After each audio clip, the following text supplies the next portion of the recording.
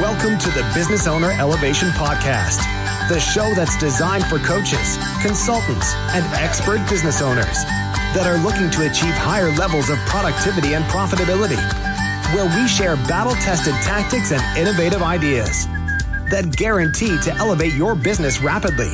Brought to you from the award-winning Best UK Business Podcast in 2015.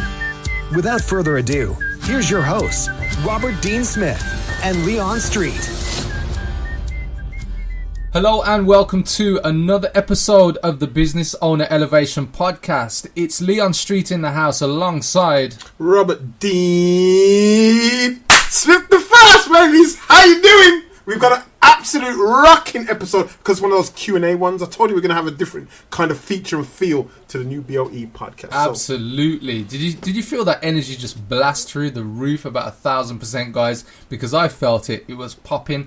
So, as Rob said, we've got the Q&A one today, and we have an awesome question to kick us off for this episode. It's going to be fast-paced. It's going to be something that I know will make a difference to you coaches and consultants out there who are having a real pain and problem in this area. So let me tell you the title of today's episode: How to ask the right questions so that your prospects feel 100% confident about working with you, even if your phone skills leave a lot to be considered, guys. Or desired. If they're down in the dumps, if telemarketing has been the pain of your ass, the bane of your life even. This is where we're going to hit home today, guys. We're going to focus on making this work to the point where your prospects are 100% confident in working with you. Now, just before we started in the green room, we've been shooting the breeze, going over some of the things we really wanted to cover. And so I hope you enjoyed this episode because we've got a few things I believe are going to make a world of difference to you because they're doing that with our customers who are using these techniques that we're about to talk about right now. So, let's get started, Rob. Where do we start? Well, let's start. I mean, as Leon said, how to ask the right questions so that your prospects feel 100% confident in working with you, even if your phone skills leave a lot to be desired. So we're really looking at a very specific part of your business, which is all around the discovery call aspect. What do you do? What questions do you ask when somebody's actually scheduled a call, booked something in, and they want to explore what it is you have to offer?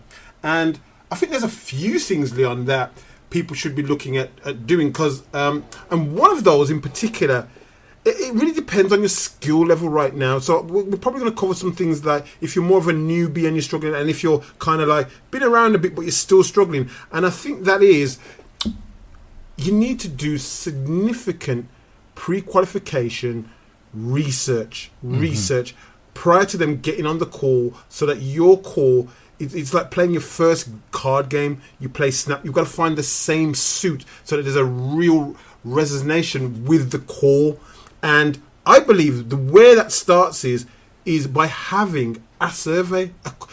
It could be a one question survey. It could be a 3 questions, but a survey, Leon. Absolutely. And Rob's picked up on a good point. I mean, the whole point of you having this call and having the customer, the prospect, feel 100% confident is that you need to know something about the person, first of all. And if you can do this before the call has even happened, here's a couple of things that will happen in your world. One, you'll decide even before the call if you're going to take that call. Because you might actually find out through the survey, as Rob pointed out, what you're doing really is qualifying people. Yeah.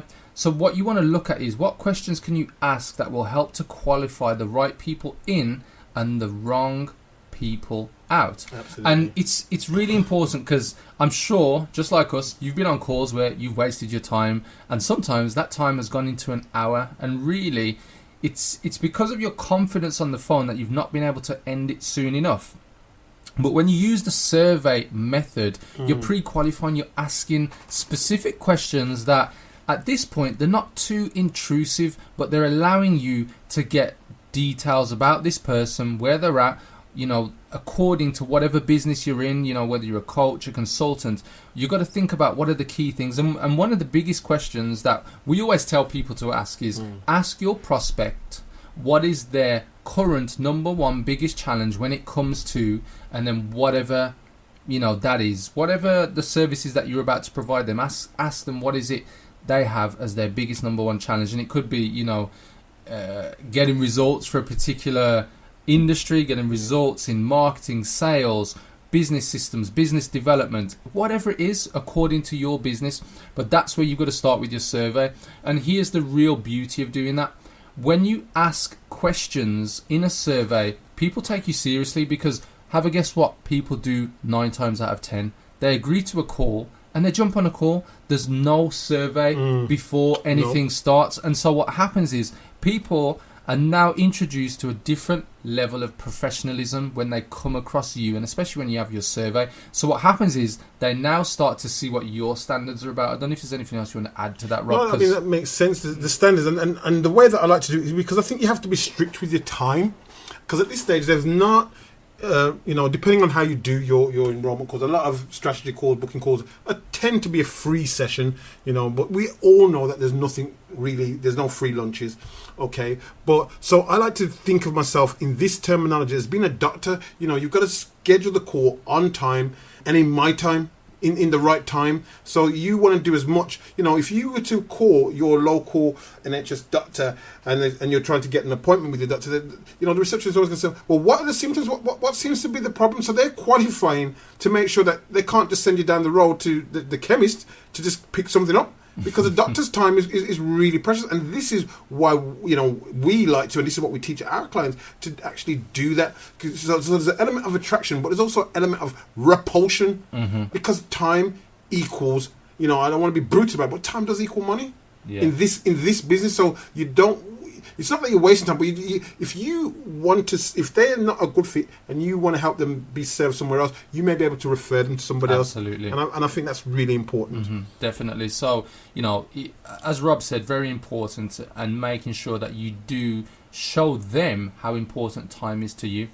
And here's the third point I want to raise about surveys and pre-qualifying people is that everything is done on your terms, remember? So when I was talking about your standards, well, they're filling in your survey, they're answering your questions. And if a person doesn't fill it in, then you know what? They're not right for you. And that's going to happen. Yeah. There's over 7 billion people in this world. So don't worry if somebody doesn't fill it in. Even 5, 10 people, because you know what? The other 5 or 10 people that do fill it in, they're the ones who are actually going to invest with you. So it's on your terms. And the beauty of this is when somebody fills in their survey, if you've got your right systems in place, i.e. the right software, you will link your survey to some kind of calendar or call booking software where they schedule into your diary, not where you say to them, when are you available? Yeah, and so you're doing things on their terms, on their time. What you're saying is that my time is precious, so therefore you fill in a survey and you book into when I'm free.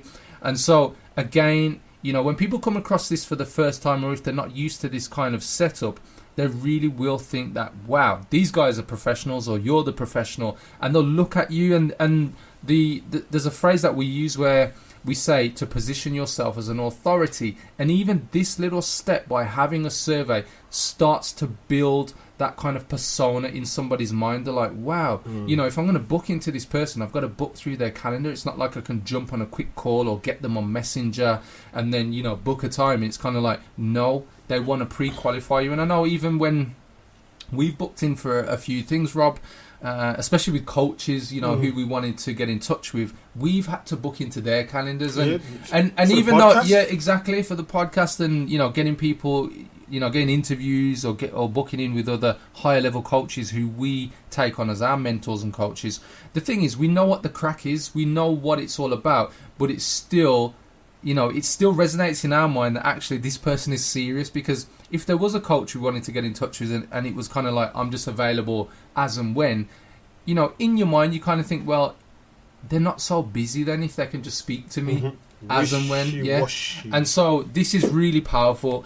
Even before you get into a call, you pre-qualify and use a survey. So let's move on to the next part, Rob. What have we got? Yeah, so it's really asking intelligent questions, and I believe that the intelligent questions, there's an art form to it, and it's asking the right question at the right time, and then it's listening and interpreting the answer. So a good starting point, I think, is what journalists would use for writing an article, which is the 5W method. who, what, where, why, when. So, you know, you could start your call and why. You know, so you can jump on a call and you could say, like, for example, tell me why you believe the niche that you're going after is a good niche in your opinion. And it's an open question, and that person will say, well, I believe this. I believe female women in the corporate world are all stressed out and they need XYZ to be a solution. And you say, okay, great. Why do you think that? Why do you think that? And again, you're going to go into another one. And you're going to get a different answer by digging. So it's what me and Leon say, peeling layers of the onions using the 5 W's and then listening to the answer correctly and interpreting that. Absolutely. Yeah. And I think that's important. And then you are going to drop in the odd closed questions. Do you know, and this, that. So you are going to use some closed questions, but the majority of the time in this fact find, it's a lot of open questions. And one of the things in particular when people enroll on our Vortex program, even before I go into the 5 W's, I always, to see if they're going to be a good fit, I want to go, it's like I'm going in time travel, so I go back to go forward. So I always go back to, like, tell me, when you left school, what was you doing? So at 18, what were you thinking? And I'm trying to, what I'm trying to do to pre-qualify is build up a list of the skills that they've acquired and the jobs that they may have done. And they're saying, yeah, now I'm a coach. I'm just seeing if there's any alignment, or I'm seeing what different skills they may have brought in. And then based on what I already know about our program, is it a good match? Because I can normally tell within, like, by asking within 10, 15 minutes if it's going to be a good match. And then the only thing I need to understand is the affordability. Can they pay? Yeah, absolutely. So the 5 W's, let's just give you a few examples, guys. So you could ask the who question, which is, tell me more about who you are. So that way they can, you know, start to go through their bio, their journey. And as Rob said, tell me more about who you are and where it started, probably from when you left school at 16, when you left university, whatever it is. The next one would be what. So what made you to decide to invest your time today? So when they're on the phone, you can find out what's the reason. Another example would be where. So where are you most held back in your business right now? And so this question is very powerful because now they're going to reveal what the problems are. Then you can move to a when question. So here's another example. When are you looking to start? When are you looking to start to make change? So that way you might even get an indication if somebody's actually, they might be interested in the offer, but it might not be the right time for them. You know, so these questions are really powerful. And as Rob said, you know, very important, intelligent questions. And you've got another one. We've got the why, which is the 5th example. So why is it that you think that? Why is it that you decided to go down that route? Why is it that you want to do this now? And another version of the why is a takeaway why. So again, it's to protect your position in time. Why should we consider you for our program? Absolutely. So they've got to articulate, and I'm telling you now, if they cannot articulate, there's a challenge right there. And, you know, right questions, and as, again, probably sound like a record now where I've just jumped back to the part. The intelligent part of this is your ability to document answers. So as you're going through these questions, don't just rely on you memorizing what's been said. Have a notepad and a pen at your side. So literally, you know, if you don't use notepad and pen, type it up onto your laptop or your tablet as you're going through, because you need to be able to loop back. You need to connect the dots of what people are telling you. You need to put people almost through an audition, like Rob is talking. So they're auditioning not only for you to find out and qualify and link back to the survey questions and the answers that you got from them, to double check and make sure, you know, what they said in the survey matches with what they're saying on the phone, but also to make sure that they're a good fit for what you're going to offer these prospects, whether it's a program like a coaching program or whether it's a product where they're buying into a membership site or a standalone product where they do self-study, something like that. So these are very important, guys. And as Rob said, you know, you can start to use these questions in qualifying, in fact finding, and then you can move to some other ones. What have we got, Rob? Well, yeah, I mean, the other thing that you want to be conscious of is, is how, so you can move, I like the tell me, because the tell me is a really tell me question is a really nice open, tell me why you wanted to be a so-and-so coach? I like that. It's a great opening question, and people kind of really open up with the tell me, and that's another open question. Yeah, and you can ask another one of those 5 W's, and you can actually then say, tell me more about that. You know, and I know not that. So it's peeling the layer of the onion. Exactly, and you just dive in deeper. And I know we had it on a script recently where we put a tutorial together. What was it? Where you go deeper. What else? What else? What else? What else? What else? What else is stopping you from, hitting your goal? What else? Yeah. And what you're doing is basically, this is advanced stuff here. This is removing all the objections that person may have. Well, that's what. If you're not, it's really handling the objections in advance. What else? Because you should be making a note of like, well, technology is stopping me. I lack confidence in this, and these are things that you can, if your program or if your coaching classes deal with it, you should anyway, because you should know from before, if you've done all of your research, that you can raise some of these objections before they come up. And it's handling objections and concerns in advance. Absolutely. And I'm not going to go into this too much on this particular podcast episode, but there's something that just come to me, which is, as you take these answers down, there is a specific part of the enrollment call when you've got somebody on the phone at where you then reflect back on their answers. Now, Rob kind of touched on it and the reason why I want to touch on this part is, as you reflect back, what you're able to do is potentially, if you've done the right sequence of questions and you've got these intelligent questions in your process, your script, is handling these objections in advance. So somebody may have revealed something in an answer where maybe something that is limiting them or something that they have a passion about. And then by you raising what they've said and then repositioning the question, what you're able to do is then answer an objection even before they've got to saying, oh, well, what about this and what about that, and does it do this and does it do that? You're preempting, and this does come from going through this process a number of times, which I know one of the key things throughout any of this, and we'll go back and forth a little bit on this, is you must have experience in this. And so whether you're doing this live, real life, or role play, and so this is something that I want to come back to in a moment, but by going through the questions and answers that's you've raised with somebody, you're preempting their potential objections, their concerns, and this will actually increase their trust in you, because for some strange reason, as humans, we like to know that whoever we're speaking to has listened. And so when somebody repeats back what you've actually said, you're like, oh, they're actually listening to me. So whether you say that out loud or you say, subconsciously in your mind, it will actually resonate with your prospect, and they'll be like, wow, these people or this person, they're great listeners. Yeah. Yeah. I don't know what your experience of that is, Rob. No, it is. This is. I've had a great conversation with him, and I'm saying to myself, I ain't said anything. I only asked one question. I've been listening patiently. So that's the art of really good conversation. Sometimes just really asking one question, open it up, and you're listening intently, and then ask another intelligent question that leads them down to the path of mutual agreement, and not down the path of a cul-de-sac where you get stuck. And the real cool thing about this, guys, is when you've done this a few times and you start to understand the psychology of where people are going, or even just the kind of the steps where you can see where these questions and answers are leading them and you, like Rob just said, a mutual path of agreement.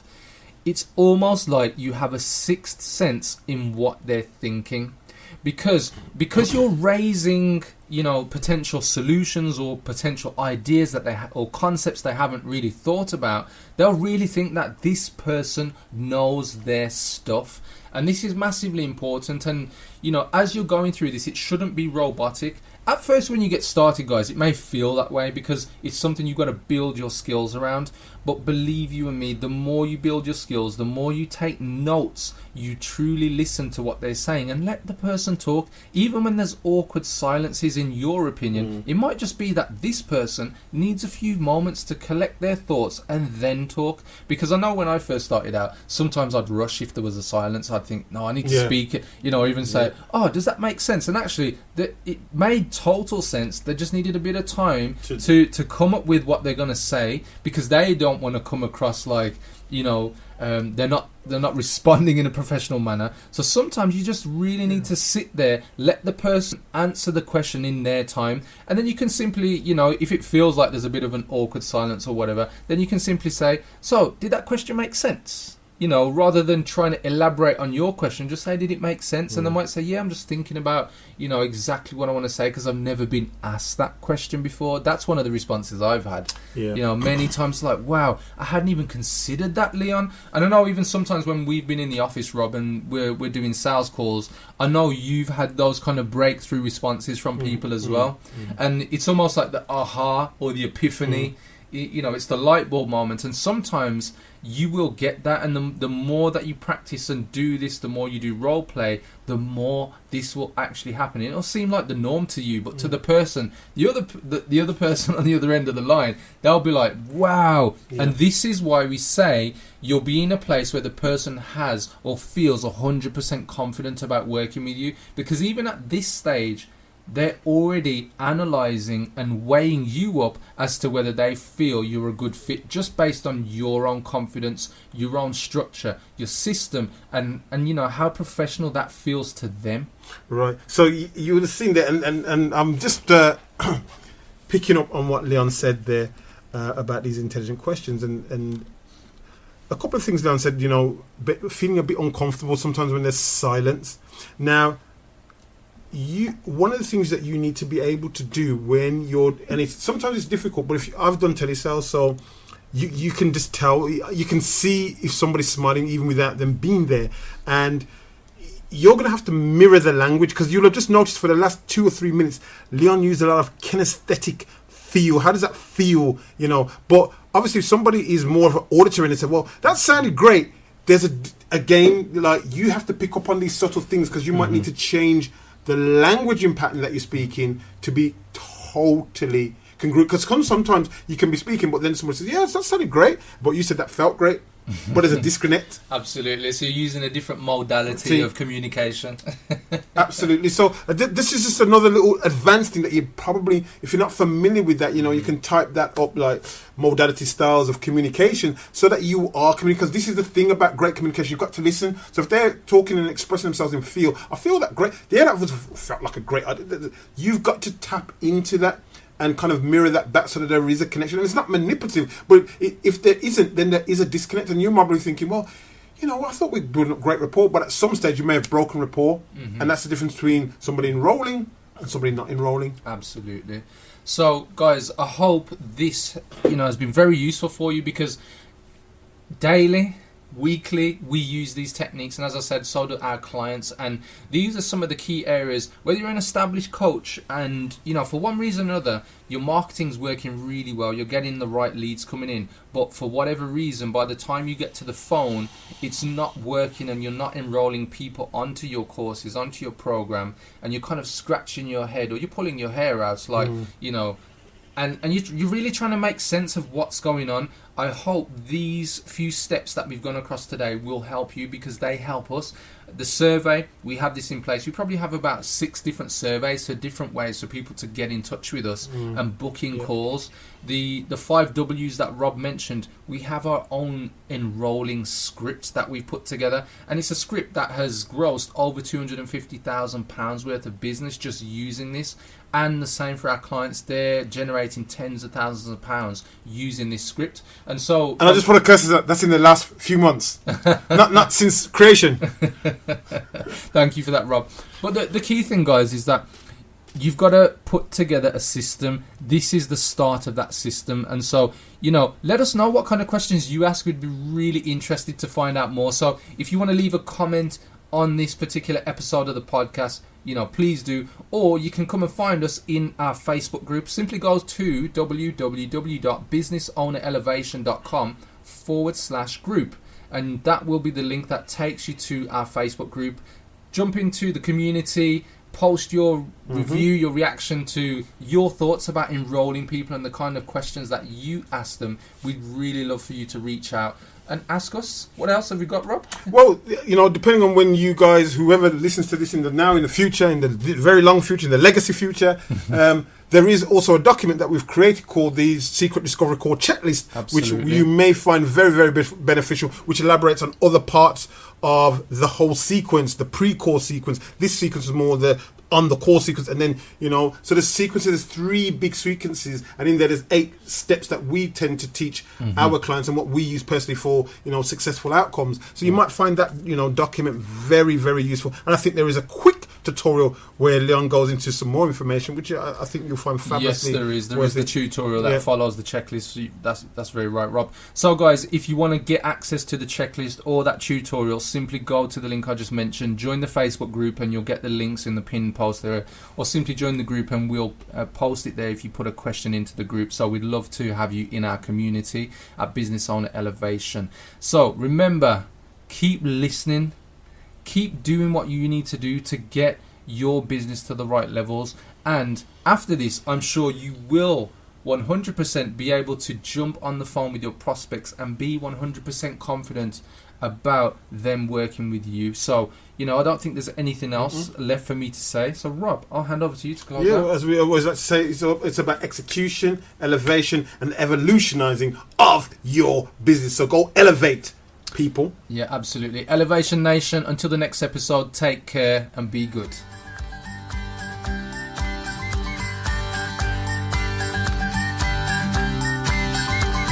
Until next time, Elevation Nation, visit www.businessownerelevation.com and keep soaring to new and higher heights of productivity and profitability.